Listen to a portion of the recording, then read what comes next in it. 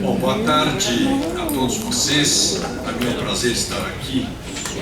Não sei por que eu estou falando em segundo lugar, hoje eu devia ser o terceiro, mas tudo bem. E o Ricardo Trípoli, não posso deixar de dedicar umas palavras a ele. Eu sabia que você era mais velho, mas não tanto. Puxa, porque lembrar do Mário no colégio, realmente a minha lembrança mais longe. Quer dizer que o velho sou eu.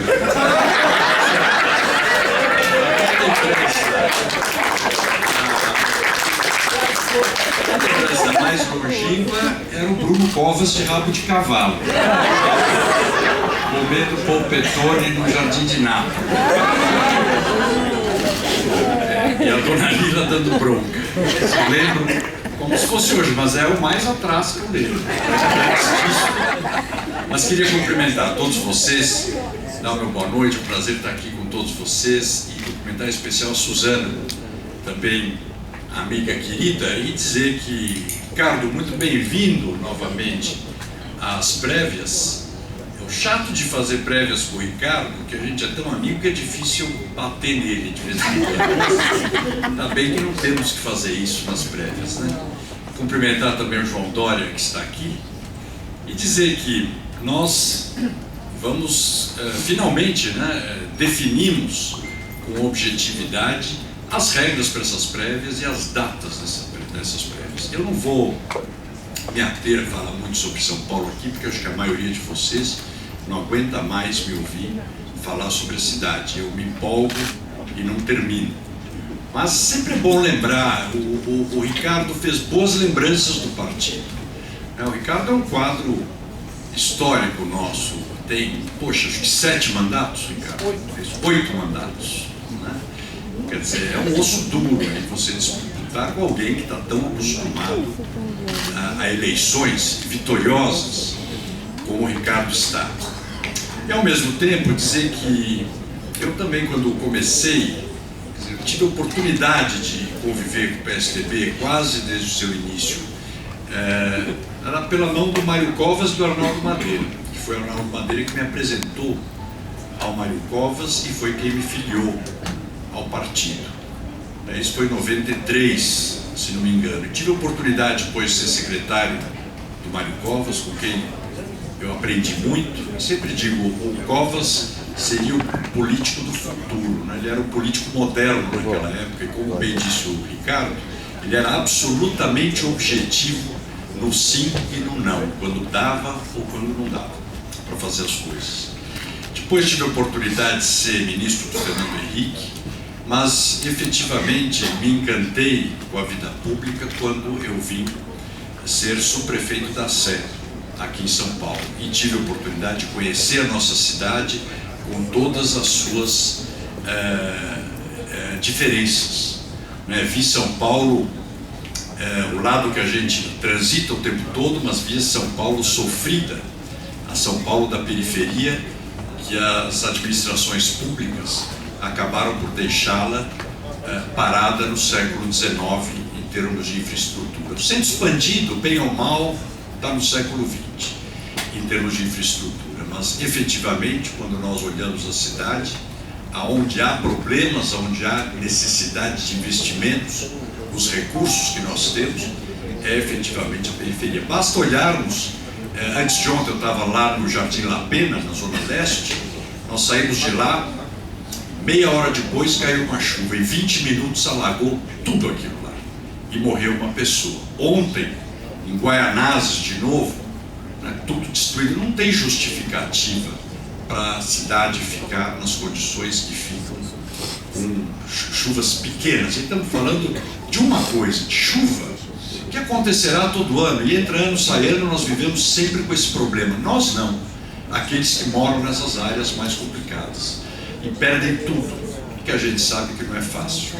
Eu acho que nós até somos privilegiados, devemos agradecer a Deus todos os dias por não passarmos e não sofrermos esse tipo de problema. Todas as leis que eu fiz até agora na Câmara dos Vereadores, nesses últimos 3 anos, e tive também a oportunidade de ter 4 leis sancionadas, mesmo sendo um vereador de oposição, são focadas para aquilo que a gente sabe que é importante em São Paulo: geração de renda e incentivo à cultura, no caso do PROMAC, para os pequenos projetos. Por quê? Porque ao longo desses anos todos eu vi a riqueza da atividade cultural que existe na periferia, e todos nós sabemos que a economia criativa é um grande fator gerador de riqueza, de renda hoje, e portanto os pequenos projetos podem ser apoiados, incentivados e viabilizados através do PROMAC, que era a antiga lei Mendonça, que reformada através do estímulo do ISS e facilitado, desburocratizado, para que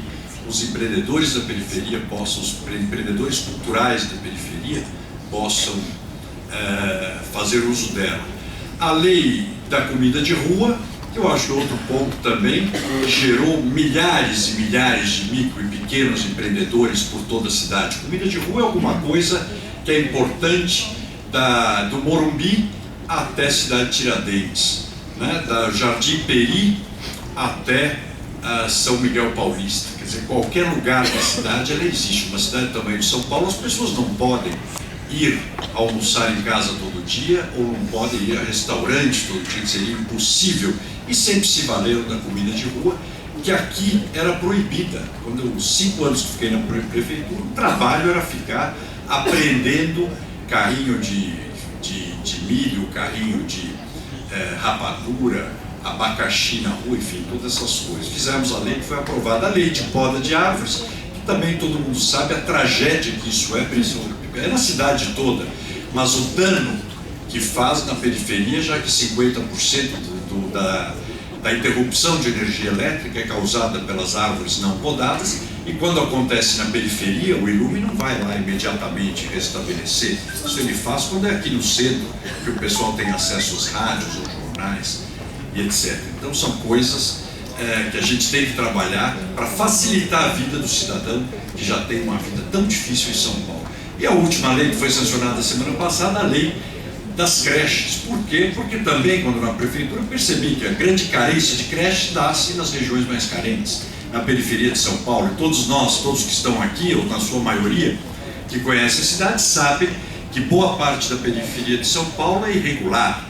Nunca foi feita regularização fundiária, áreas porque eram mananciais há 40 anos atrás, mas tem gente morando até hoje lá, áreas que foram loteamentos clandestinos na década de 20, mas o fato é que elas são irregulares, e por serem irregulares não recebem atividade econômica e não podem receber creches, porque a lei exige que as creches tenham o habite. Como são áreas irregulares, obviamente não podem ter os habites. Então o que nós fizemos foi uma lei simples e objetiva que autoriza a prefeitura a licenciar creches desde que o imóvel passe pela inspeção da própria Secretaria de Educação e esteja de acordo com as especificações técnicas que ela necessita, e desde que esses imóveis tenham os laudos de segurança, salubridade, também de acordo com o que a lei exige. Isso facilita, e vamos ver, eu acho impossível que o Haddad resolva o problema de creches, não vai, porque foi a tese do Chalita que o setor privado faria as creches, mas todo mundo esquece que o setor privado brasileiro ele já tem uma carga tributária de 37%. Para que é essa carga tributária? Para que seus impostos deveriam servir para que o poder público fizesse as suas atividades, e não para sustentar uma máquina gorda e inútil, que hoje o servidor público esqueceu o conceito, que ele é um servidor público, está a serviço do público, e não nós, população, estamos a serviço do poder público, como acontece hoje. Então, tem algumas atividades que são essenciais, o poder público vai ter que se virar do jeito que ele pode se virar. Enfim, então a minha vida tem sido dedicada à atividade pública. Os meus 5 anos de prefeitura acho que me serviram muito para eu conhecer cada metro quadrado da cidade, norte a sul, de leste a oeste. E posso dizer que hoje eu conheço com detalhes cada uma das áreas, cada uma das secretarias da prefeitura. Vou falar uma coisa rapidamente para concluir. Esse último projeto que o Haddad inventou que é a eleição das subprefeituras. Eu vi uma nota bastante interessante, que não era de um petista, era de um tucano colocado no painel. Muito bom essa guerra interna para a gente, dizendo que eu não deveria criticar a democracia, porque eu falei que era contra a eleição de subprefeitos. E sou. O Haddad é esperto, ele lançou o factoide, e, como eu disse outro dia para o jornal, ele me perguntou por que eu sou contra, eu falei, veja como ele é esperto. Em vez de nós estarmos discutindo aqui as creches que não aconteceram, as AMAs que estão fechadas, os médicos que não aparecem, os corredores de ônibus que nunca foram feitos, nós estamos discutindo um fato que não existe. Primeiro, ninguém aceitaria disputar a eleição de subprefeito sem ter orçamento. O orçamento da prefeitura é um só, feito pelo prefeito, aprovado pela Câmara dos Vereadores. Ele não pode ser dividido, como imagina o prefeito. Segundo, todos que estão aqui, deve ter muita gente que participou de conselhos, eleições de conselhos participativos ou de conselhos tutelares. A de conselhos tutelares estamos indo para a terceira eleição, que eles não conseguem marcar data, porque foram incompetentes em aparelhar com o pessoal deles, por isso anularam as eleições. E os de conselhos participativos, a LACÉ aqui foi anulada por fraude feita pelo subprefeito daqui, já que a funcionária dele, da subprefeitura, tinha assinalado todos os candidatos do partido do subprefeito que será candidato a vereador. Então, isso daí é balela, é manobra diversionista, falar de eleição de subprefeito agora. Quem sabe um dia, mas temos que preparar. O prefeito não deve mandar esse projeto de lei para a Câmara dos Vereadores. O lugar certo é mandar para a Câmara dos Deputados. Deveria mandar para a mão do Bruno Covas. Em Brasília, quem sabe ele ser o relator, para ver se é possível, aí sim, aprovar ou não, mas não fazer essa brincadeira com os paulistanos que têm mais do que se preocupar. De outras medidas, não vou nem entrar no fato, o importante é o seguinte, nós temos que ganhar as prévias, disputar as prévias, e temos que ganhar uma eleição e deixar a marca do PSDB em cada uma das subprefeituras. E não o que o prefeito quer fazer, quer dizer, ele quer o quê? Que a gente ganhe a eleição e não leve. Ele quer que a gente ganhe a prefeitura e o Arcelino Tato eleja o prefeito do Grajaú, que o Serival eleja o subprefeito de Guaianás.